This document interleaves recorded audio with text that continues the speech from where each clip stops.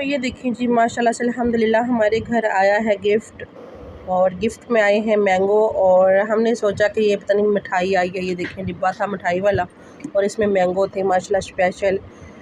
तो माशाल्लाह से अल्हम्दुलिल्लाह, अल्लाह पाक सबको अपने ज़बान में रखे और सब पर अपना रहम करम बनाए रखे अल्लाह पाक।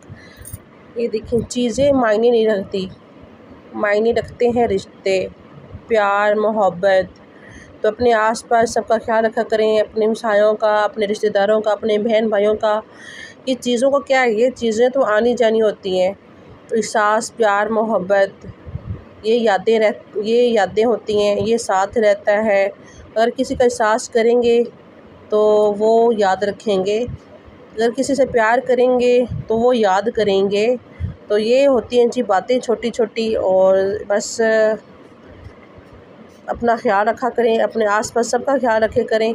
और मैंगो खाने हैं तो आ जाएं, माशाल्लाह से बहुत ही मज़े के और मीठे और बहुत ही प्यारे मैंगो आए हैं।